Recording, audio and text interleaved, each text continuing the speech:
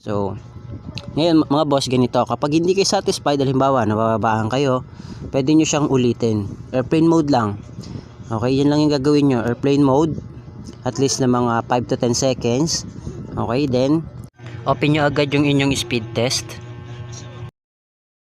So, ulitin ko po 2 bar lang yung gamit ko. Yan.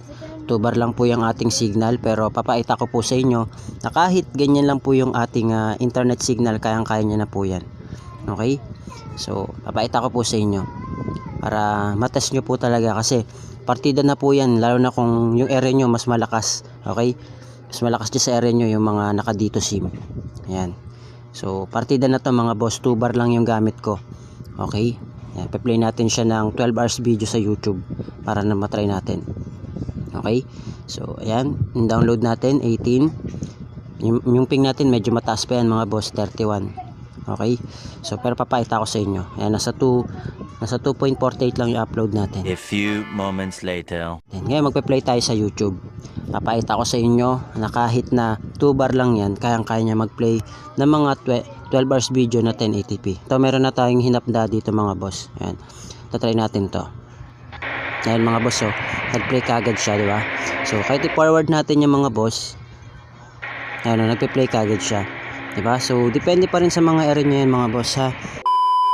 Hello guys, welcome back dito sa ating YouTube channel. Kamusta? Salamat nga pala sa walang sawa at patuloy na pagsuporta dito sa ating YouTube channel. Okay, so meron naman tayong i-update sa inyo mga boss, para po sa lahat na mga gusto pong mapalakas yung kanilang mga internet signal o internet data. Okay, so kung ikaw po ay taga-probinsya, pwede po kayong pumunta, okay, sa mga bayan o kaya sa palengke para makasagap po kayo ng maganda-gandang signal. Okay, kasi useless po yung i-share natin mga APN kung dead spot naman niya sa area nyo.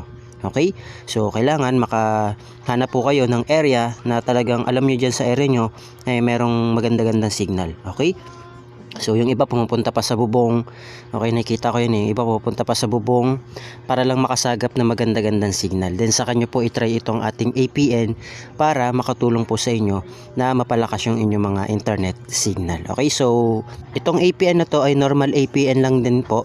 Okay, sa mga cellphone natin. At mahalaga to dahil kapag hindi nakasetup yung inyong APN ay hindi po yan gagana. Okay, katulad dito sa aking bayaw. Okay, bumili siya ng dito SIM. Hindi pala nakasetup yung APN niya. Okay, kahapon pa siya naghihintay.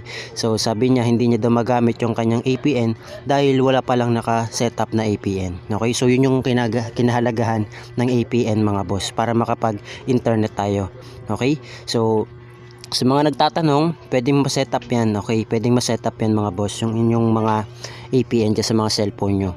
Okay, so kung makikita nyo, diba, kapag nakita nyo may lumalabas dyan, pag binuksan mo yung data mo, makikita mo yung signal dyan. Ayan, makikita mo yung signal, yung lumalabas na 4G. Okay, so kapag ganyan, ibig sabihin nakasetup yung APN mo. Pero kapag wala nakasetup na APN dyan, talagang hindi yan lalabas. Okay, so papakita ko muna sa inyo. Ito yung dito natin mga boss. Yan, so tanggalin natin. Okay, i-reset natin yung ating APN. Kasi may mga cellphone talaga, no, tingnan nyo, walang setup yan mga boss, pero naka-on yung data. Ganyan yung nangyari sa bayaw ko. Naka-on yung data niya, pero walang nakalabas na signal. Ibig sabihin, walang setup yan na APN kahit nakabukas yung data niya. Okay, pero may signal. Ayan, kahit sa akin, no, yun dito, may signal siya kahit 2 bar. Pero mga boss, partida na yan 2 bar lang yun sa akin. Okay, mamaya papakita ko sa inyo. Okay, yung setup. Yan, nakabukas na yung ating data, pero wala tayong setup na APN. Kasi baka may nakakaranas sa inyo na ganyan mga boss. Kaya gagawin nyo ganito po. Okay, so punta tayo sa SIM card and mobile networks. Okay, dito naman tayo sa dito mga boss. Dito yung gagamitin natin para sa mga naka dito. Pero all networks po ito pwedeng gamitin ng mga naka smart, token text and SAN, Globe and TM. Pwede po. Okay, pero ito nga, dito nga yung gamit natin. Kasi may mga nagtatanong paano naman po sa dito. Okay, so huwag kayo mag-alala dahil meron tayo nyan. Dito, ang wala lang tayo, GOMO. Okay, so try natin, setup natin. Click natin yung APN or access point name. Gagawa tayo ng panibago. Okay, kung ikaw naman ay wala pa, try mo na lang din to. Click mo yung new APN. Okay, lalo na sa mga bumibili ng bagong SIM card na register na pero pagsalpak nila walang APN or walang data. Okay, so ganito yung gagawin nyo sa setupan nyo po yan. So click natin yung name. Ito po ilalagay nyo mga boss, pnex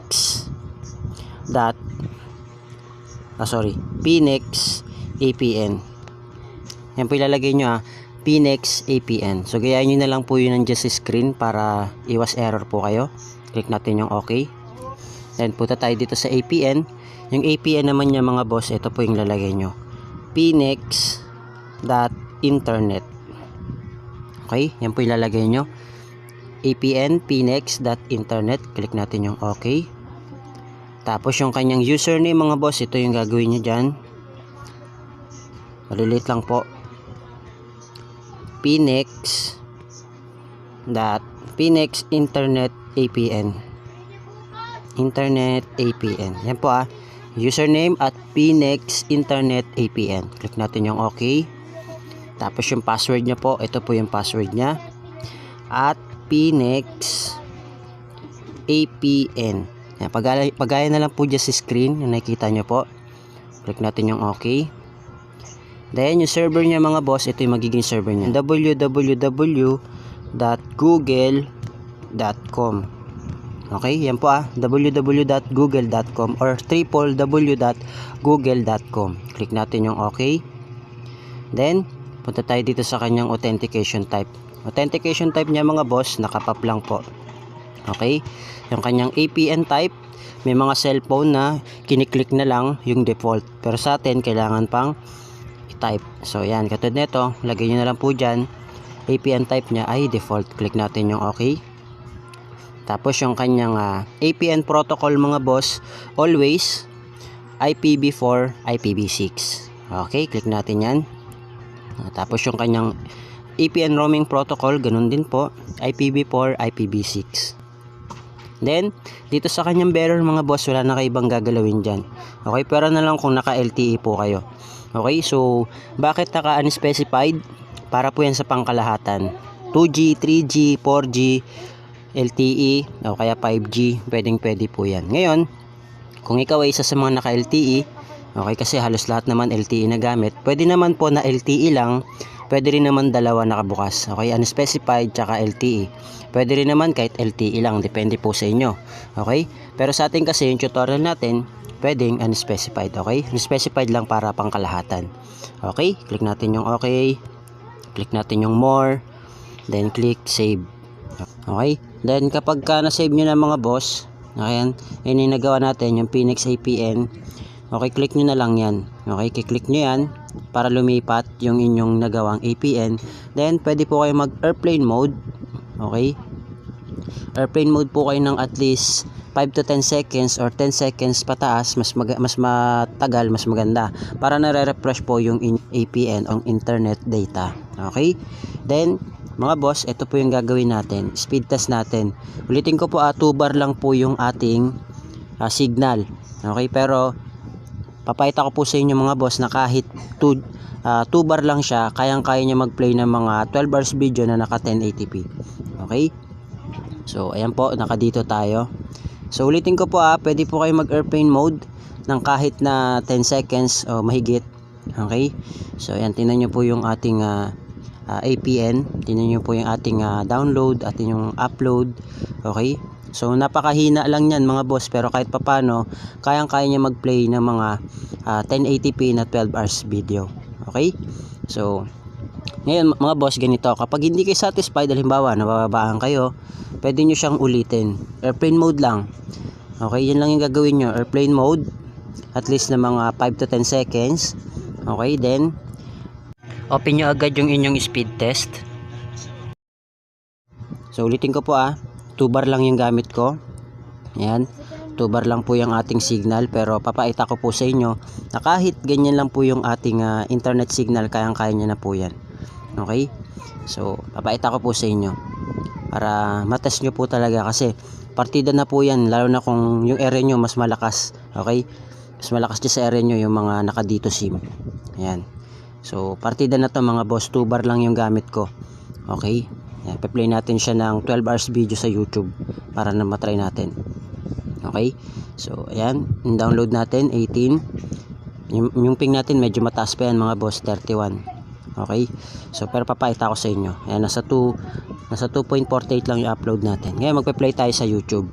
Papakita ko sa inyo na kahit na 2 bar lang yan, kayang-kaya niya mag-play ng mga 12 hours video na 1080p. Ito meron na tayong hinapda dito mga boss. Ayan. Tatry natin to.